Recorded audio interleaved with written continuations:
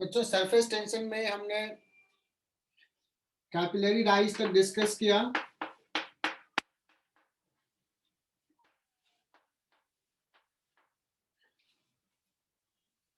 और लास्ट में कुछ बताया था, लास्ट पॉइंट क्या डिस्कस किया था? Insufficient language. सर हाँ हाँ, आपने वो टाइटल डालने के लिए बोला था। ठीक है।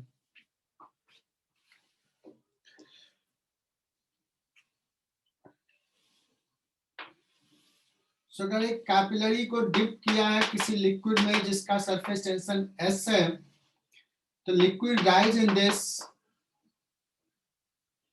और ये कितना राइज करता है?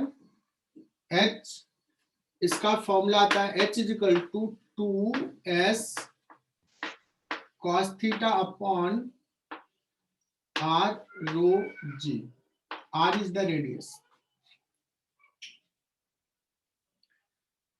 r रेडियस किसका है? ट्यूब का रेडियस है, इनर रेडियस। और इसको हमने जो समझाया था वो फोर्स मेथड से समझाया था, बिकॉज सॉलिड लिक्विड पे इधर फोर्स लगा रहा है, ये एंगल थीटा था। इसका वर्टिकल कंपोनेंट जो है वो पुल कर रहा है वाटर को, और इतने वाटर के मास को वो फोर्स बैलेंस कर रहा है। क्लियर है यहां तक? Yes sir. ठीक है बच्चों, तुम्हारे बुकलेट में ऐसे सवाल हो सकता है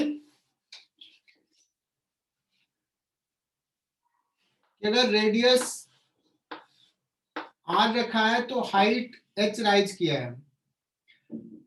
if radius is r by 2,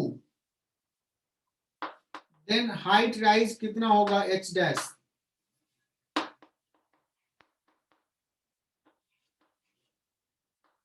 कितना होगा बच्चों? 4s cos theta upon r rho g। हाँ तो 2h। हाइट r रेडियस रखा है तो h by 2 गया। अगर रेडियस को हमने हाफ कर दिया, r by 2 कर दिया, तो h डैश h के टर्म में कितना होगा? 2h। पक्का? 2h। हाँ बिकॉज ये इनवर्सली प्रोपोर्शनल है रेडियस का। ये हाफ कर दोगे तो r by 2 पुट करेंगे तो ऊपर चला जाएगा। ठीक है ना?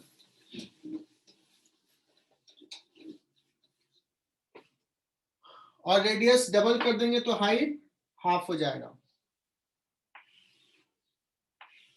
एक और सवाल आता है, अभी तक सारे बच्चे ज्वाइन नहीं किए हैं तो मैं थोड़ा सा जनरल सवाल ले रहा हूं, ऐसे फिर थ्योरी आगे बढ़ाऊंगा। अगर कोई कहा कि रेडियस जो है,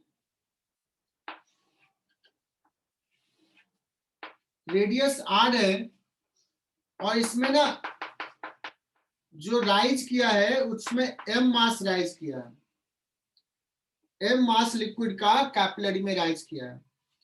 अगर रेडियस को हमने डबल कर दिया तो इसका हाइट राइज तो क्या हो जाएगा? कोई गेस करेगा हाइट राइज कितना हो जाएगा? h by 2। h by 2। और इसमें अगर मास m डैश राइज किया है तो कितना m डैश होगा? एनीवन? ये सवाल पूछता है।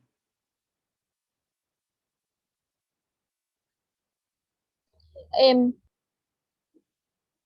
सेम मास जाएगा। देखो दो तरीका यस इसका। सर।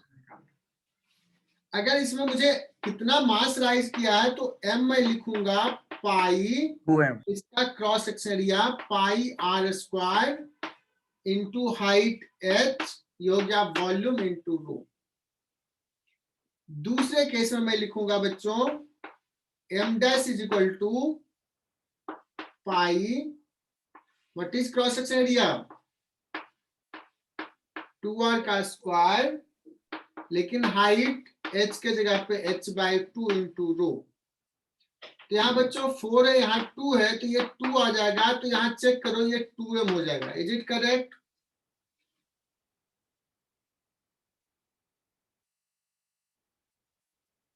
टू एम आया ना? सही है या नहीं है Siddhi Patil? Sir once more. एक बार और बता दूं? हाँ सर। हाँ सर।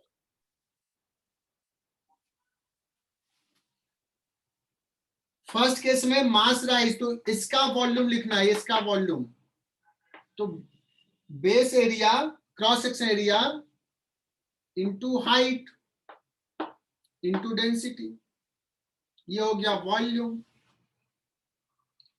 सेकेंड केस में मास जो हो जाएगा, इसमें क्रॉस सेक्शन एरिया कितना हो जाएगा, पाई इंटू 2r का स्क्वायर। हाइट कितना है, तुम्ही लोगों ने बताया सर हाइट h/2 राइज करेगा, किया जाएगा पाई इंटू 4r²/2, तो हो जाएगा 2πr² into h into rho. और ये देखो इतना को हमने m कहा है, बताओ कहां दिक्कत आ रही है? समझ गया। अदिति दास, क्लियर हुआ ये?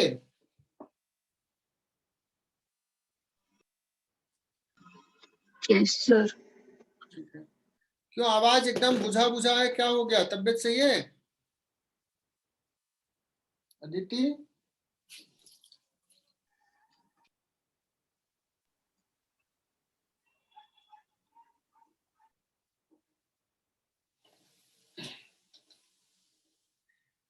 अच्छा, इसको ना एक और शॉर्टकट मेथड से थोड़ा ट्रिकी वे में और सॉल्व कर सकते हो। कैसे बताता हूं। इसको ऊपर पुल करने वाला फोर्स कितने सरफेस पे लग रहा है, सॉरी कितने लेंथ पे लग रहा है? कहोगे सर 2πr पे, और वो पुल कर रहा, वही तो वेट को बैलेंस कर रहा। तो सरफेस टेंशन का जो फोर्स है वही क्या वेट को बैलेंस कर रहा है।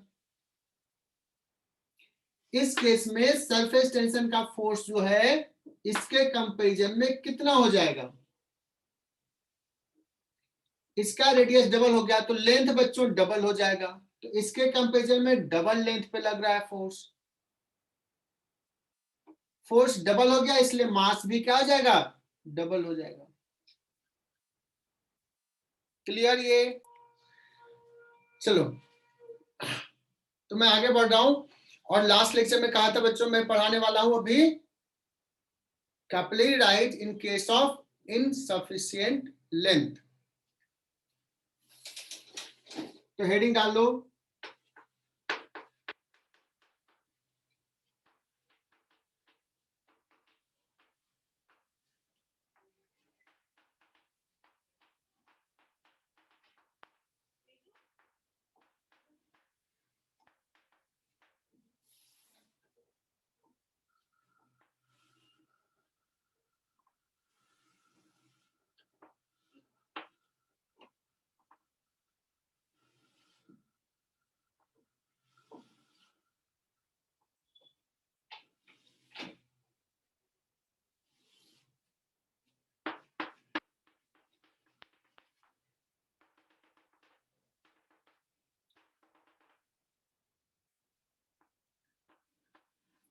बच्चों 3 कैपिलरी लिया है और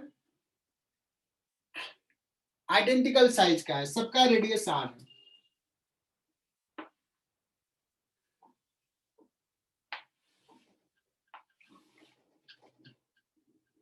और इससे पहले भी एक और चीज बताता हूं।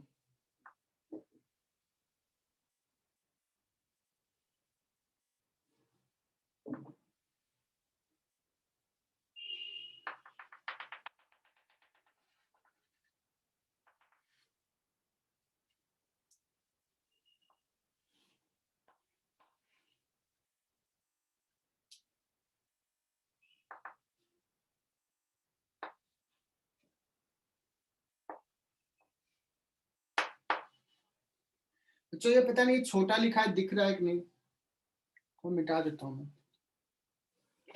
थोड़ा बड़ा बनाता हूं।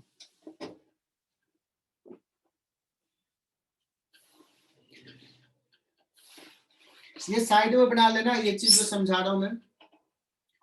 एक ना ऐसे सर्कल ड्रॉ करो,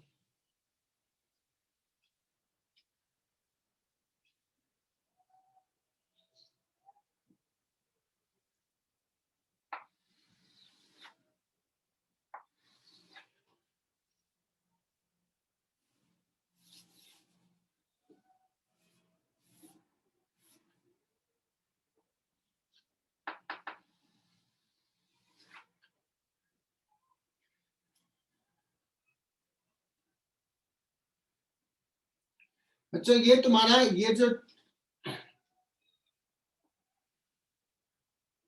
हो गया बच्चों कर्वेचर, ये हो गया ट्यूब का रेडियस आर,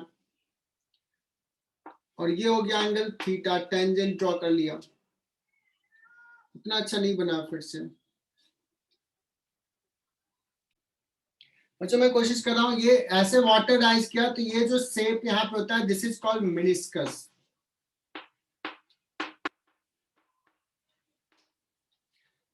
और ट्यूब का जो रेडियस है विच इज स्मॉलर, और ये मेनिस्कस का अलग रेडियस होगा बच्चों। ये हो गया सपोज कैपिटल आर,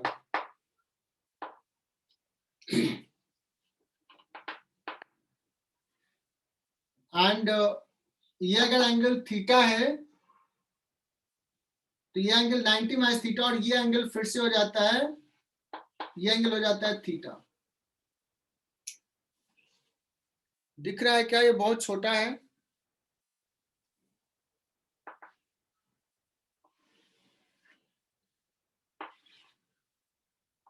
जो ये कहा मैंने आर, ये हो गया टेंजेंट, ये हो गया थीटा, ये हो गया रेडियस कैपिटल आर। ये थीटा, तो ये 90 minus theta, so this angle is theta. Capital R और स्मॉल आर में क्या रिलेशन है? Capital R cos theta is equal to small R है। स्मॉल आर क्या है? Radius of tube, capillary, inner radius. Capital R क्या है? Radius of curvature of meniscus. क्या ये बात समझ में आ गई?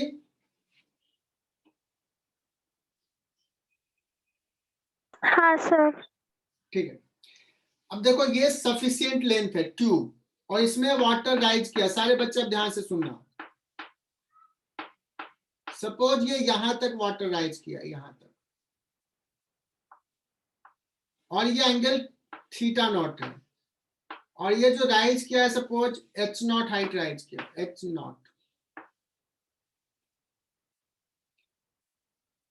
अब रेडियस ऑफ कर्वेचर जो हो जाएगा capital R naught, that is equal to small R by cos theta not.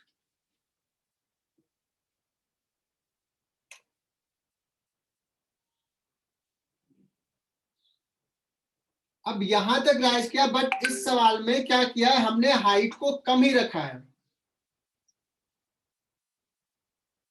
इसमें जो ऊपर फोर्स लग रहा है वो इतने मास के, कॉलम लेंथ के मास को, वेट को बैलेंस कर रहा है, सरफेस टेंशन का फोर्स। अब यहां भी वाटर राइज करना शुरू किया, यहां भी कर्वेचर ऐसा था, थीटा नॉट एंगल बना रहा था। अब जो इसका ऊपर का फोर्स है वो इतने के वेट से ज्यादा फोर्स है, इजंट इट? क्योंकि वो इतने के वेट को बैलेंस कर रहा है। सो इसको और पुल करेगा तो क्या ओवरफ्लो हो जाएगा? नहीं। जैसे ये पुल हुआ बच्चों, तो पहले देखो सरफेस ऐसा, थोड़ा ऊपर पुल करेगा तो देखना ये सरफेस थोड़ा ऐसा होगा, फ्लैट होगा। ये थोड़ा ऊपर जाएगा तो ये थोड़ा ऐसा हो जाएगा, ऐसा थोड़ा ऊपर जाएगा। जैसे ये ऊपर गया बच्चों, यहाँ पे जो कांटेक्ट एंगल है वो थीटा नॉट से अलग हो जाएगा, थीटा नॉट से बड़ा हो जाएगा। होगा कि नहीं? ऐसे से थोड़ा ऐसे हो जाएगा। बच्चों इज इट क्लियर? जैसे ये ऊपर जाना चाहेगा वो फ्लैट होगा कि नहीं? थोड़ा रेडियस ऑफ कर्वेचर क्या होगा? इसका radius of curvature R not है, इसका सपोज R1 है, ये फ्लैट हुआ तो रेडियस बड़ा बनाएगा। R1 more than R not होगा कि नहीं? अब जो ऊपर का पुल है बच्चों, थीटा बढ़ गया, थीटा बढ़ गया तो इसका ऊपर का कंपोनेंट कम हो जाएगा। अब इतना थीटा बढ़ेगा कि वो इतने के वेट को ही बैलेंस कर रहा होगा। क्योंकि और फ्लैट होगा तो और फोर्स कम हो जाएगा, तो ये स्टेबल इक्विलिब्रियम में आ जाएगा। सो यहाँ पे जो कॉन्टैक्ट एंगल होगा मेनिस्कस पे जो टैंजेंट ड्रॉ किए वो स्टैंडर्ड कॉन्टैक्ट एंगल नहीं रहेगा। रीजन इज ये इनसफिशिएंट लेंथ है, स्टैंडर्ड वैल्यू नहीं रहेगा। डिपेंडिंग अपॉन कितना लेंथ है वो कर्वेचर उतना रेडियस ऑफ कर्वेचर बनाएगा, रेडियस ऑफ कर्वेचर चेंज हो जाएगा, थीटा चेंज हो जाएगा। अगर हमने इससे भी कम हाइट ले लिया और कम हाइट, तो यहां भी लिक्विडाइज करेगा, यहां पे भी ये थोड़ा और फ्लैट हो जाएगा बच्चों, और फ्लैट, ये हो जाएगा θ2। सो θ2 इनफैक्ट सबसे बड़ा हो जाएगा, θ2 ग्रेटर देन θ1 ग्रेटर देन θ0 होगा। Radius of curvature R2 greater than R1 और R1 ग्रेटर देन R0 होगा। Is it clear? ये हाइट राइज किया है H1, ये हाइट राइज किया है H2। So in case of insufficient length, liquid will not overflow.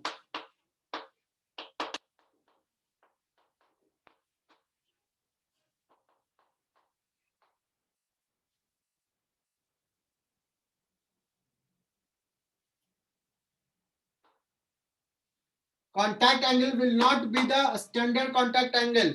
Depending upon the height, it will change. Depending upon the available length, it will change. Lesser the available length, greater will be the contact angle.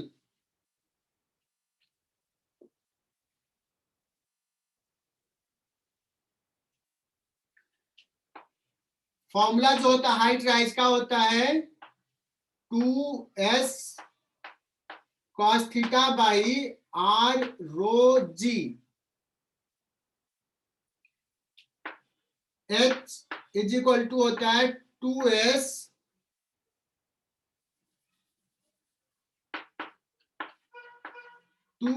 Upon r by cos theta. r by cos theta बच्चों जगह radius of curvature of meniscus. इसी formula में r क्या है? Radius of meniscus.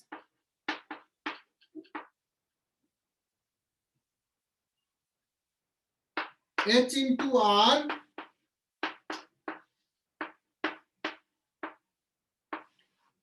To S by rho ji.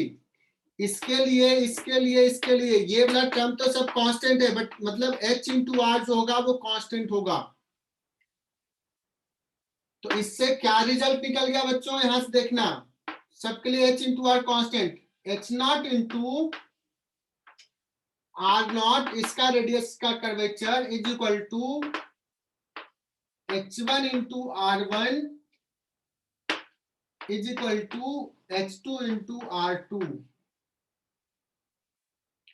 lesser the height, more will be radius of curvature because इसका multiplication constant है।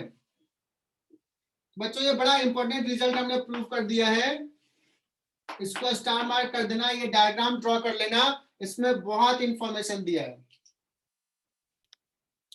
बच्चों हमने इनसफिशिएंट लेंथ का कॉन्सेप्ट डिस्कस कर लिया।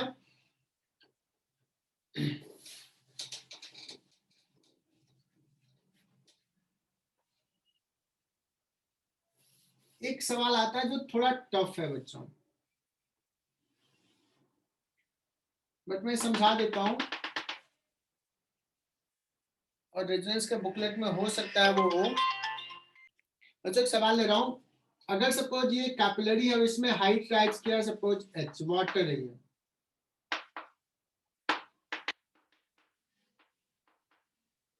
Water and glass, contact angle theta जो होता है ऑलमोस्ट 0 होता है, इसमें परफेक्टली हेमिस्फेरिकल शेप बनाता है, हेमिस्फेरिकल शेप। सपोज यहां पे भी कुछ लेंथ है L, थोड़ा सा समझना इसको, कॉन्सेप्ट को समझना। ये जो ऊपर का फोर्स लग रहा है वो इतने के वेट को बैलेंस कर रहा है, अब तुम लोगों में से क्या किया किसी ने कि यहाँ पे फिंगर पुट किया, ऐसे बंद किया और ट्यूब को पानी से बाहर लेकर आ जाओ, वाटर ऐसे ले आए, ऐसे ले आए। और अब क्या करो, तुमने अपना फिंगर हटा दिया, देन व्हाट विल हैपन, क्या गेस करोगे बच्चों? ये जो फोर्स है ऊपर, ये तो एच कॉलम लेंथ के वाटर को के वेट को बैलेंस करेगा, ऊपर का फोर्स। और ये नीचे का वाटर है, इसके वेट को कौन बैलेंस करेगा? नहीं है बैलेंस करने वाला कोई फोर्स। सो ये वाटर बाहर आना चाहेगा यहां से। जैसे यहां से बाहर आना चाहेगा, it will take this kind of shape, ऐसा शेप लेगा। जब ऐसा शेप लिया तो बच्चों यहां देखो सरफेस टेंशन का फोर्स लग रहा है, ऐसे लगेगा, तो ये फिर बैलेंस करेगा। तो ये जो कर्वेचर होगा, ये वाला कर्वेचर, ये अगर थोड़ा ऐसा फ्लैट रहा तो थोड़ा कम फोर्स लगाएगा, थोड़ा ज्यादा वाटर रहेगा, इससे ज्यादा निकलना, वाटर का हाइट ज्यादा होगा तो ये कर्वेचर थोड़ा और बढ़ेगा, निकलने का टेंडेंसी और होगा, तो सरफेस टेंशन का फोर्स ऐसे लगना शुरू हो जाएगा। सो अगर ऐसे लगना शुरू किया तो ये सरफेस टेंशन का फोर्स कितने हाइट को बैलेंस कर पाएगा? एच हाइट का, बिकॉज यहाँ एच हाइट का कर रहा है। तो अगर L is equal to H है तो liquid will not come out और ये हेमिस्फेरिकल शेप लेके रहेगा। लेकिन contact angle theta is equal to 0 बनाएगा, मेनिस्कस जो होगा वो हेमिस्फेरिकल शेप बनाएगा। लेकिन अगर ये सपोज L जो है वो लेस देन एच है, यहाँ जो थीटा कॉन्टैक्ट एंगल होगा वो मोर देन 0 रहेगा।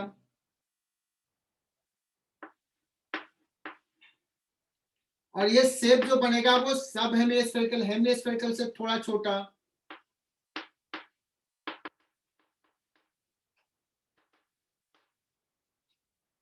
और कहोगे सर अगर L जो है यहाँ पे L लेंथ वो H से ज्यादा है, H क्या है, ये H हाइट राइज किया था, स्मॉल h लिखा था, स्मॉल h, तो ये वाला फोर्स H हाइट ही मैक्सिमम बैलेंस कर सकता है। तो क्या होगा, लिक्विड बैलेंस नहीं हो पाएगा, liquid will come out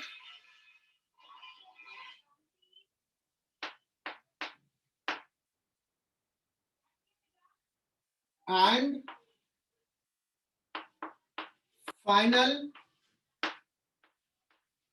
column length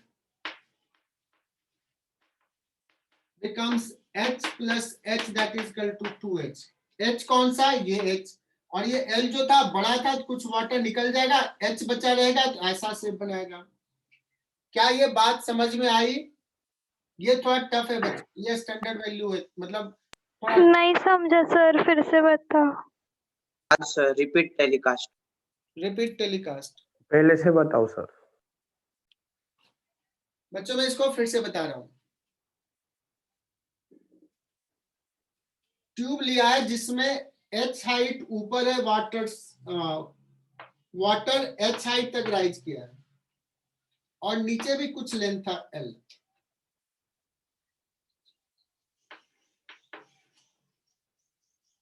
ये जेई एडवांस लेवल का सवाल है। अभी बताना, ये जो सरफेस टेंशन का फोर्स लग रहा है ऊपर, यही तो इसके वेट को बैलेंस कर रहा है ना। ये जो ऊपर राइज किया उसके वेट को कौन बैलेंस कर रहा है? सरफेस टेंशन का फोर्स। और मैं ले रहा हूं ये water, theta is equal to 0 degree ले रहा हूं। 0 डिग्री का मतलब होता है ये शेप जो है परफेक्टली हेमिस्फेरिकल शेप है, मतलब ये एंगल थीटा जो है 0 है, तो सरफेस टेंशन का फोर्स सीधे ऊपर लगेगा ऐसे।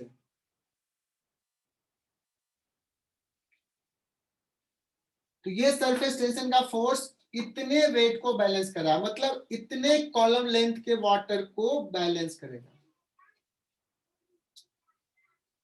यहां तक क्लियर? अब हमने क्या किया, यहाँ पे फिंगर रखा, इसको क्लोज किया, ट्यूब को बाहर ले आया, ट्यूब को बाहर ले आया। अभी ट्यूब में वाटर कितना है बच्चों? वाटर है H और यहाँ पे L था, इतना कॉलम लेंथ है। अब इसको फिंगर को हटा लिया। अब बताओ इस वाटर का कॉलम का टेंडेंसी क्या होगा? नीचे जाने का, mg के कारण। लेकिन यहाँ पे जो फोर्स लग रहा है सरफेस टेंशन का, ये ऊपर पुल करना चाहेगा, बट ये इतने वाटर कॉलम के लेंथ को बैलेंस कर सकता है, ये अनबैलेंस रह जाएगा, तो लिक्विड ओवरऑल बाहर निकलना चाहेगा। तो यहाँ पे शेप जो होगा वो इस टाइप का शेप लेगा, ऐसा वाटर। जैसे यहाँ पे वाटर ऐसा शेप हुआ, यहाँ पे सरफेस टेंशन लगना शुरू हो जाएगा चारों तरफ से। इतना बात समझ में आई? हाँ। यहां तक समझ में आया? बच्चों ये वाटर का कॉलम अगर ज्यादा है तो ये थोड़ा बाहर ज्यादा निकलने की टेंडेंसी होगी। कम है, अगर वाटर का कॉलम कम है तो ये थोड़ा सा, ये ऐसे ही थोड़ा सा आएगा, ये सरफेस टेंशन का फोर्स बड़ा एंगल पे लगेगा और ये बैलेंस कर लेगा, अगर इतना हाइट को बैलेंस करना है। लेकिन अगर ज्यादा हाइट को बैलेंस करना है तो ये थोड़ा और नीचे आएगा, ये बैलेंस नहीं करेगा, तो सरफेस टेंशन का फोर्स अभी देखो ऊपर लगना शुरू हो जाएगा। तो जितना ज्यादा वाटर कॉलम होगा फाइनली ऐसे होगा। अब अगर और ज्यादा है तो इससे और क्या होगा, रेडियस ऑफ कर्वेचर और कम नहीं कर सकता है, ऐसे फोर्स से और ज्यादा क्या लगा सकता है, तो वाटर बाहर आ जाएगा। तो जब ऐसा शेप ले लेगा उस केस में ये कितने हाइट को बैलेंस कर सकता है? h हाइट तक का, क्योंकि ये h हाइट तक का बैलेंस कर रहा। तो मैंने कहा कि अगर L इक्वल टू H है तो लोअर मेनिस्कस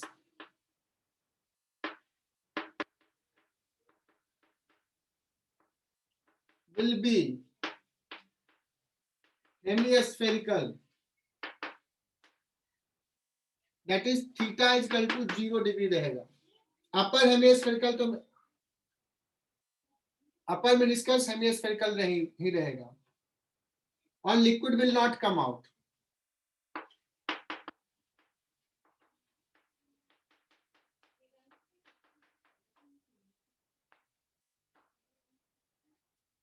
केस 1, केस 2, अब बताना L जो है वो लेस देन H है, तो उसको बैलेंस करने के लिए ऐसा ही शेप काफी है, इतना करने की जरूरत नहीं, सिर्फ इसको बैलेंस करना है। तो उस केस में मेनिस्कस जो होगा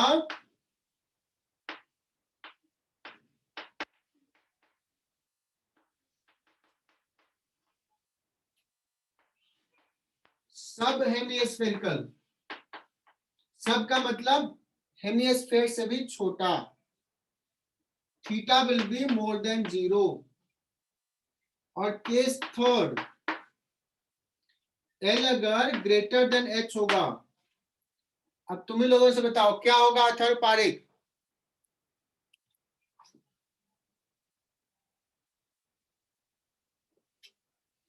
क्या लिक्विड इतने लिक्विड के वेट को बैलेंस कर पाएगा? L H से भी ज्यादा है, ऐसा भी शेप हो गया तो वेट बैलेंस नहीं हो पाएगा, so liquid will come out, मतलब water will come out. Why we are taking water?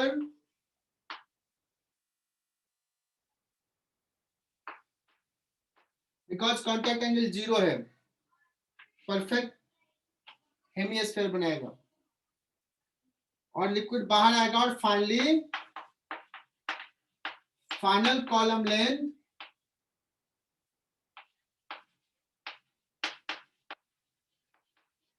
becomes H plus H, ये H और ये बाहर आकर के H हाइट हो जाएगा। क्या रिपीट टेलीकास्ट में कुछ समझा कि अभी भी वही रह गया, वही जहां थे वहीं रह गए? समझा सर, समझा सर। तो बच्चों कैपिलरी डाइज हमने डिस्कस कर लिया।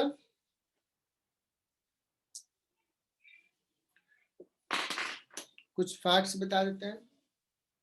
इसी में एक और फंडा है, और कल हम लोगों ने ये डिस्कस किया था सिलिंड्रिकल बबल, तुम्हारे बैच में डिस्कस किया था क्या? स्फेरिकल बबल में 2s/r होता है, सिलिंड्रिकल बबल में नहीं डिस्कस किया।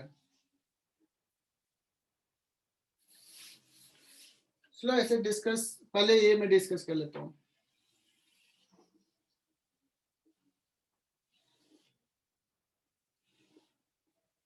एक सवाल लेते हैं। एक प्लेट है बच्चों, और इस प्लेट को ना, दो प्लेट है।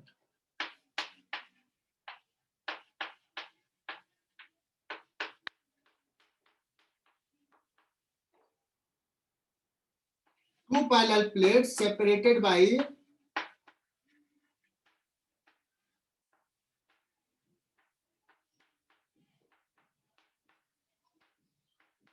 small distance, separated by a small distance d, ये गैप d है।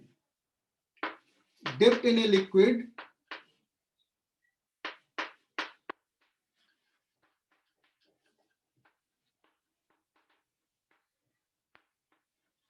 a liquid find height rise, find height rise in the gap of the plate।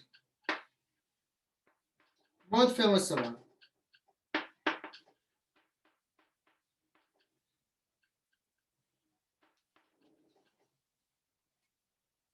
find height rise in the gap of the plate। इस gap में water rise करेगा, कितना rise करेगा ये निकालना है बच्चों। इसमें ना कुछ ऐसा शेप ले लेगा,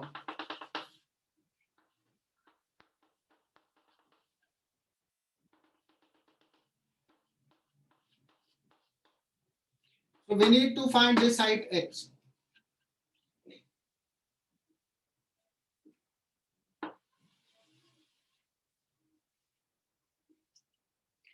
contact angle suppose theta है,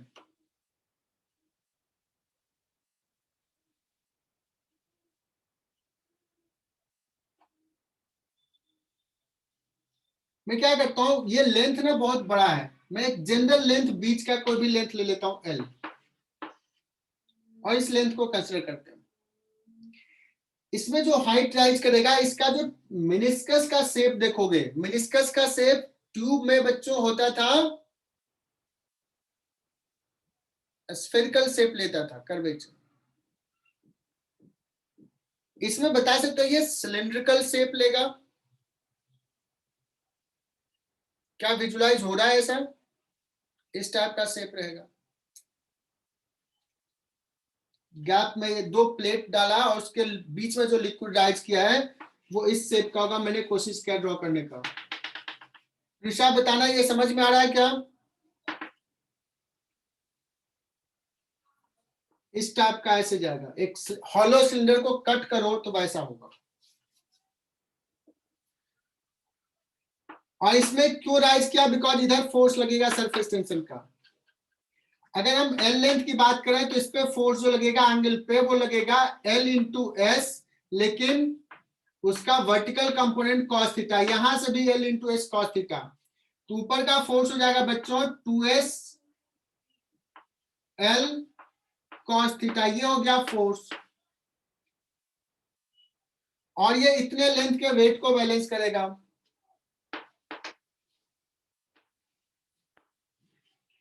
इतने पार्ट में कितना वाटर है, कितना वॉल्यूम राइज किया है? तो बच्चों ये गैप है डी, तो डी इंटू एल जो हो जाएगा वो हो जाएगा बेस एरिया सिलेंडर में। बेस कितना? डी और इंटू एल। और ये हाइट राइज क्या है? एच। इतना इंटू एच हो गया वॉल्यूम, डेंसिटी हो गया रो और जी। बताना यहां तक में दिक्कत तो पूछ लो, तब तक लिखो Sir, फिर आगे repeat. बढ़ो। सो सवाल समझ में आया क्या? पहले ये टिक करूं, सवाल समझ में आया? दो पैरेलल प्लेट है, बीच में के गैप में लिक्विड कितना राइज करेगा ये निकालना है। रुद्राक्ष माइक ऑन रखना। समझ में आया ये? Yes sir. ठीक है। और क्या समझ में आया? कि यहाँ जो शेप बनेगा वो शेप कुछ ऐसा रहेगा, सिलिंड्रिकल टाइप का शेप होगा। Yes sir. यहां तक समझ में आया? अब इसको हाइट निकालना है, कितना हाइट राइज किया ये निकालना है। h, this is our target. ये जो राइज किया, कौन राइज किया? सरफेस टेंशन का फोर्स लगाया है। Yes sir. सरफेस टेंशन का फोर्स इसके वेट को बैलेंस कर रहा है रुद्राक्ष, इसके वेट को। सरफेस टेंशन का फोर्स कितने लेंथ पे लग रहा है? ये लेंथ L एक साइड और दूसरे प्लेट पे भी एक साइड, दो जगह पे लग रहा है सरफेस, दो जगह पे लेंथ उसका सरफेस टच कर रहा है। मैं यहाँ की जगह यहाँ दिखा रहा हूँ, ऐसे फोर्स लग रहा है। ये L लेंथ लिया है तो फोर्स हो जाएगा L इंटू एस, ये भी समझ में आया। लेकिन ये Yes, अगर sir. थीटा पे है तो इसका वर्टिकल कंपोनेंट हो जाएगा L S cos थीटा। ये प्लेट भी है इसलिए 2। Yes sir. ये ऊपर का फोर्स है। और ये ऊपर का फोर्स किसको बैलेंस कर रहा है? इस वेट mg को बैलेंस कर रहा है इक्विलिब्रियम में। mg लिख लिया। यहां तक टिक करूं? Yes sir. ठीक है। अब ये टारगेट है मुझे m लिखना।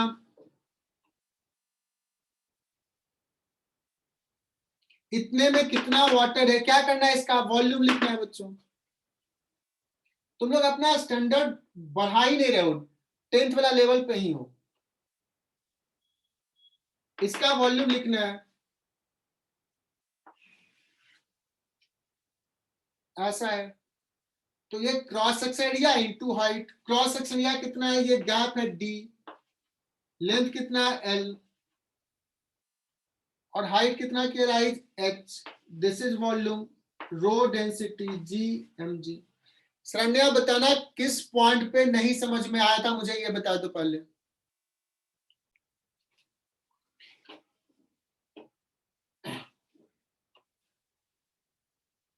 सो अभी तक में किस पॉइंट पे डाउट है?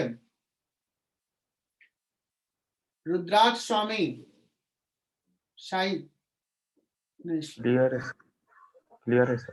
पहले कहा नहीं समझा था, पहले ये भी बताओ मुझे। तो वो ही नीचे इक्वेशन लिखी थी मामू ने। अरे यही चीज तो F इक्वल टू ma, मतलब F equal to net force 0 लिखना है, यही तो लिख रहे हैं पहले से भी। आयुष यादव, क्या ये समझ में Yes, sir. आया? हाँ सर। ठीक है। तो D का वैल्यू कितना आ जाएगा, H का वैल्यू कितना आ जाएगा यहाँ से?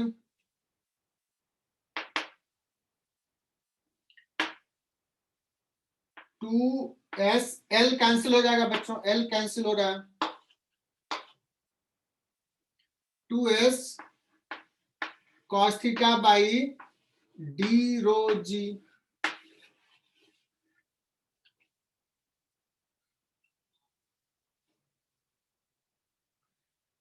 अब कहोगे सर वहां r के जगह पे d आ गया, लेकिन बच्चों अगर ये हेमिस्फेरिकल लो ना तो ये रेडियस, ये डायमीटर वाला रोल प्ले करेगा d, नॉट रेडियस वाला। तो मैं प्रूफ नहीं कर रहा हूं, मैं एक रिजल्ट लिख देता हूं डायरेक्टली। जैसे अगर कोई सिलिंड्रिकल बबल हो,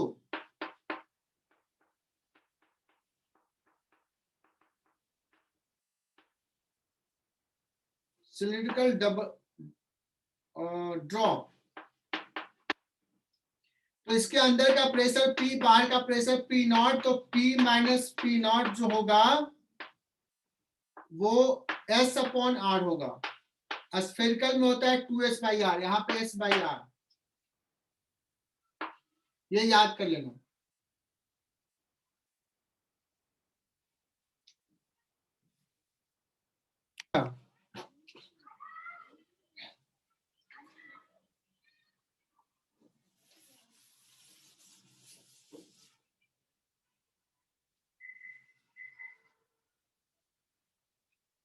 बच्चों आज सरफेस टेंशन हम कंप्लीट कर लेंगे।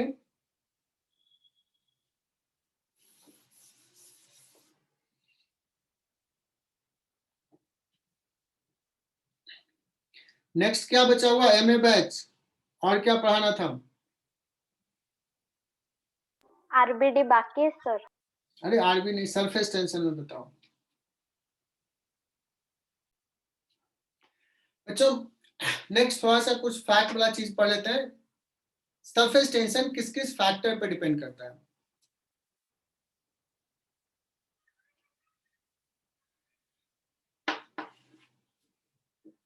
और अगर मैं बात करूं सरफेस टेंशन का, तो बहुत ही वेल नोन क्वेश्चंस है कि हम डिटर्जेंट मिक्स करते हैं वाटर में, तो ये सरफेस टेंशन को क्या करता है? ठीक है।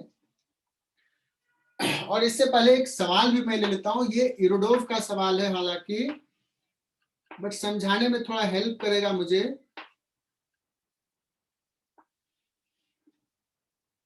बच्चों समझना, ये एक बीकर है जिसमें एक होल्स है, छोटा सा होल है, स्मॉल रेडियस आर का, और इसमें मर्क्यूरी पुट करते हैं।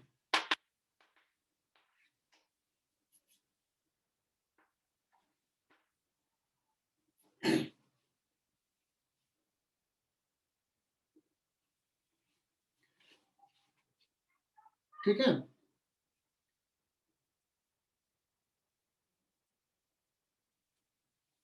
क्या ये मर्क्यूरी ओवरफ्लो कर जाएगा तुरंत जैसे ही थोड़ा सा ही हाइट पुट किया तो बाहर आ जाएगा क्या? तुम कहोगे नहीं सर, पहले मर्क्यूरी ना ऐसा शेप लेगा, ऐसा, ये बाहर आना चाहेगा, तो ये सरफेस टेंशन का ऐसे फोर्स लगेगा और ये फोर्स बैलेंस होगा, और मर्क्यूरी का हाइट बढ़ाते जाओ, एक समय यहाँ पे जो शेप हो जाएगा वो ऐसा ले लेगा। तो जो हेमिस्फेरिकल शेप ले लेगा, इसका रेडियस आर हो जाएगा,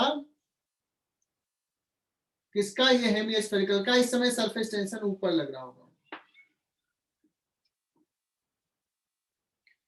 अगर और वेट बढ़ाओगे तो और नीचे जाना चाहेगा। अब देखो सरफेस टेंशन यहां से ज्यादा और फोर्स नहीं लगा सकता है, मैक्सिमम ऐसे लगा सकता है, तो क्या होगा फिर? ये ड्रॉप बाय ड्रॉप बाहर आ जाएगा। सो मैक्सिमम यहां तक बना सकता है। तो ये हाइट मुझे निकालना है कि what is the maximum height we can fill the mercury so that the mercury will not come out from this base. बच्चों यहाँ का प्रेशर है P नॉट, यहाँ का भी प्रेशर है P नॉट, लेकिन यहां से जब नीचे आएंगे तो यहाँ का प्रेशर कितना हो जाएगा? रो GH से बढ़ जाएगा। यहां से अब लिक्विड में आएगा P नॉट प्लस रो GH। और ये देखो अगर स्फेरिकल शेप है, बाहर का प्रेशर है P नॉट, अंदर का प्रेशर कितना होगा? अंदर का प्रेशर कितना होता है? लिक्विड में अगर बाहर का प्रेशर P नॉट, इसका रेडियस R है, तो अंदर का प्रेशर कितना होता है? P naught plus 2S by R, isn't it? तो यहां से अगर देखेंगे, इस तरफ से देखा तो ये हो गया प्रेशर, और इधर से देखा लिक्विड के शेप से तो जाएगा P plus 2S by R, sorry P naught plus 2S by R। ये P नॉट चला जाएगा 2S by R, that is equal to rho GH। So H जो आ जाएगा वो हो जाएगा R rho G upon S, 2S। This is the maximum height that we can put liquid in this. मतलब अगर सरफेस टेंशन है तो ये बाहर नहीं आएगा, छोटा रेडियस है, तो बड़ा रेडियस रहेगा तो फिर कम हाइट। कुछ गड़बड़ तो नहीं लिखे यार? सर ये 2S by R रोज ही होगा ना? हाँ सर, 2S हाँ सॉरी उल्टा कर दिया, वही ना, सॉरी वही तो। H इक्वल टू क्या आ जाएगा?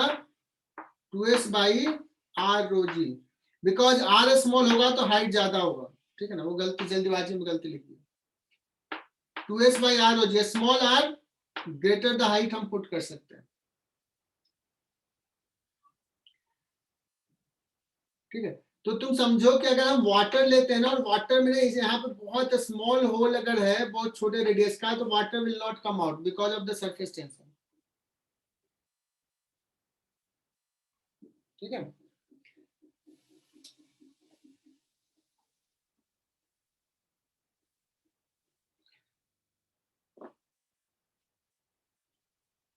अगर सरफेस टेंशन ज्यादा होगा तो ज्यादा हाइट तक पुट कर सकते हैं वाटर को, क्योंकि हाइट जो आया था 2s/r(ρg), सरफेस टेंशन अगर ज्यादा होगा तो ज्यादा हाइट तक पुट कर सकते हैं। मतलब उस लिक्विड होल से लिक्विड बाहर नहीं आएगा अगर सरफेस टेंशन ज्यादा है तो। अब ये क्यों जोड़ दे रहा हूं समझाने के लिए एक चीज,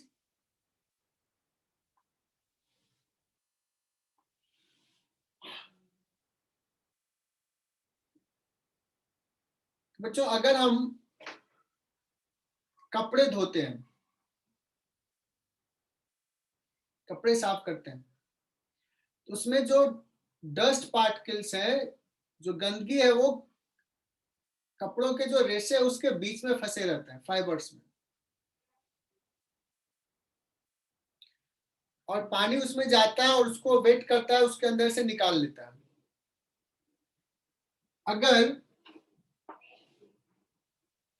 अगर सोचो ये हमारा फाइबर्स है, इसके बीच में डस्ट पार्टिकल है, और ये फाइबर्स के बीच में वाटर तभी जाएगा जब इसका सरफेस टेंशन कम रहेगा, क्योंकि ये बाहर जाना है, निकालना है इसको। तो जैसे अभी हमने कहा था कि ये होल से बाहर आना थोड़ा मुश्किल होगा, अगर ये सरफेस टेंशन ज्यादा होगा तो निकालना मुश्किल होगा। तो वैसे ही ये थोड़ा समझाने में मुझे टाइम लग रहा है, अगर सरफेस टेंशन कम होगा तो वो इजिली फाइबर्स के बीच में से पानी निकल जाएगा। अगर सरफेस टेंशन ज्यादा है तो वो निकालना मुश्किल होगा, तो डस्ट पार्टिकल को नहीं निकाल पाएगा। तो क्लीनिंग का, कपड़े साफ करने का मेथड यही है कि हर फाइबर से वाटर जितना इजिली उससे पास कर जाए, निकल जाए।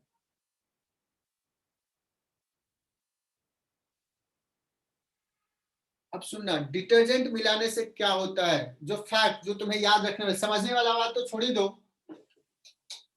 If you mix detergent it decreases surface tension, लिख लो। If detergent is mixed in water it decreases surface tension which helps in cleaning the clothes.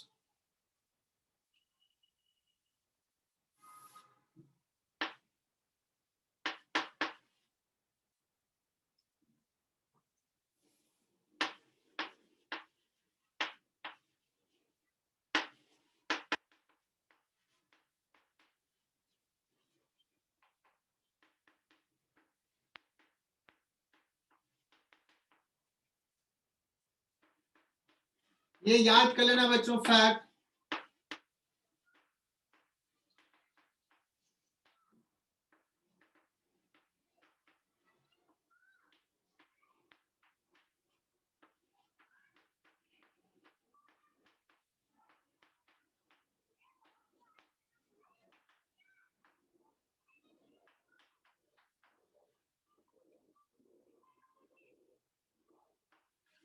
तो डिटर्जेंट का काम समझ में आ गया, डिक्रीज करता है सरफेस टेंशन, और सरफेस टेंशन डिक्रीज हुआ तो वो वाटर बहुत इजीली, सोप सॉल्यूशन जो है बहुत इजीली फाइबर्स के बीच में जाएंगे और वहां से डस्ट पार्टिकल को वेट करके बाहर निकाल लेंगे।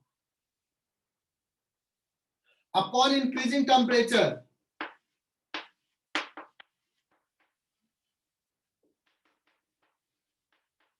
टेम्परेचर इंक्रीज करता है तो सरफेस टेंशन डिक्रीज करता है, ये याद रख लेना।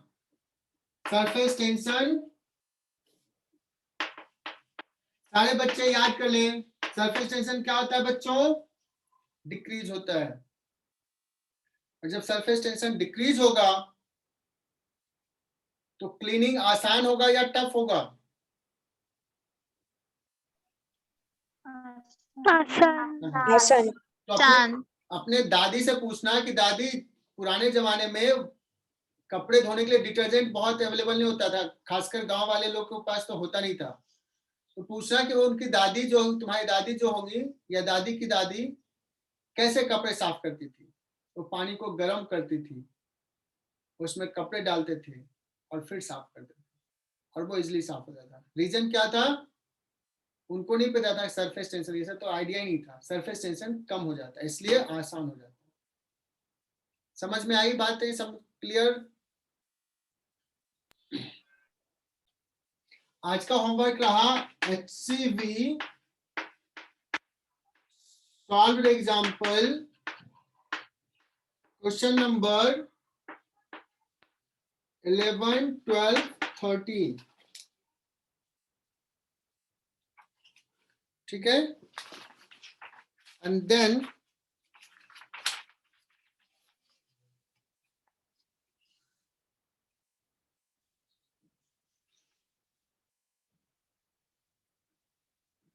Question number 16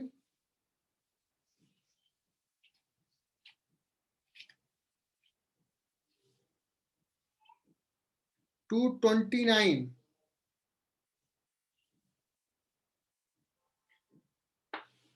exercise question number 16 to 29। बच्चों ये इतना सॉल्व करना है आज ही।